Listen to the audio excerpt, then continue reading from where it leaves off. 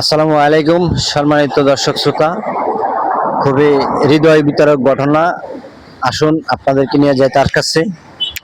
আসো, এদিকে আসো, এদিকে আসো। আসসালামু আলাইকুম। হ্যাঁ, ভালো আছে। আপনি ভালো আছেন? আলহামদুলিল্লাহ।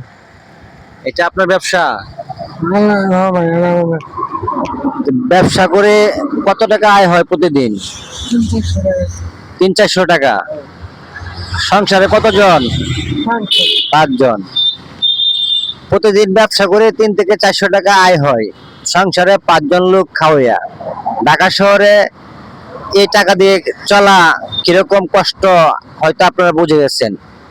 আপনি তো অসুস্থ মনে হচ্ছে। দেখাও তো একটু মুখটা, দেখাও তো একটু, একটু কাছে আনো, মুখটা দেখাও। এই যে দেখতে পাচ্ছেন, ভাই ঠিক মতো কিন্তু চাইতে পারে না, চোখ মেলতে পারে না। ভাই নাকি স্ট্রোক করছিল, মানে টাকার অভাবে ভালো চিকিৎসা করতে পারতেছে না। তো আমি বাইকে প্রায় সময় দেখি, এই জন্য আজকে চলে আসলাম যে ভাইয়ের ভিডিওটা একটু নেই। আসলে ভাই যদি সকলের সহযোগিতা পায় তাহলে হয়তো সুন্দর সুষ্ঠু একটি জীবন পেতে পারে। দেখেন, ঢাকা শহরে এই ব্যবসা করে চলাটা কত যে কষ্টের, এটা আসলে ভাষায় প্রকাশ করার মতো না। আপনার নাম কি? মোহাম্মদ শরীফ। শরীফ? জি। মোহাম্মদ শরীফ, নাম তো খুব সুন্দর। শরীফ নামের অর্থ হলো পবিত্র। মাশাআল্লাহ, খুব সুন্দর নাম।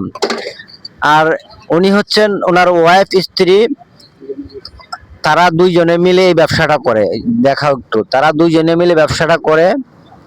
আমি এদিক দিয়ে আসা যাওয়া করি প্রায় সময়, এখান থেকে চা খাই, নাস্তা হালকা পাতলা করি, ওই হিসেবে পরিচিত।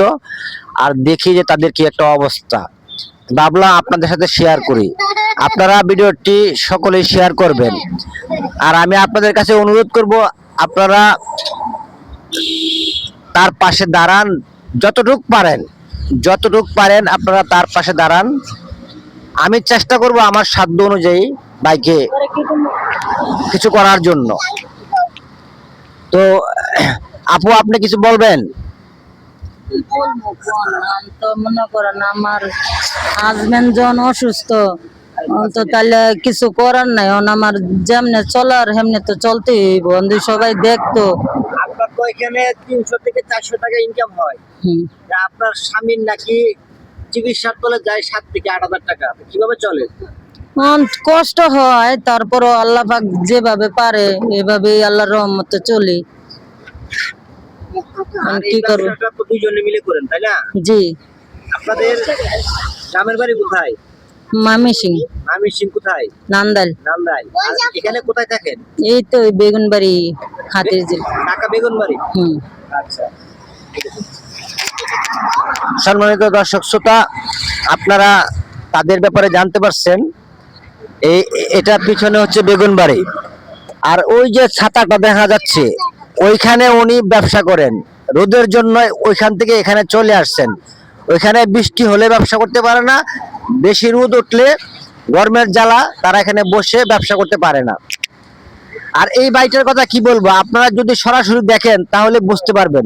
এই বাইয়ের শরীর কিন্তু কাঁপতেছে, শরীর কাঁপতেছে। এদিকে আবার মুখটা, মুখটা দেখা কাছানো। এই যে দেখেন, তাকাইতে পারতেছে না ঠিক মতে। যদি আপনাদের মায়া লাগে, এই কত দরিদ্র, একদম কিন্তু অসহায় তারা।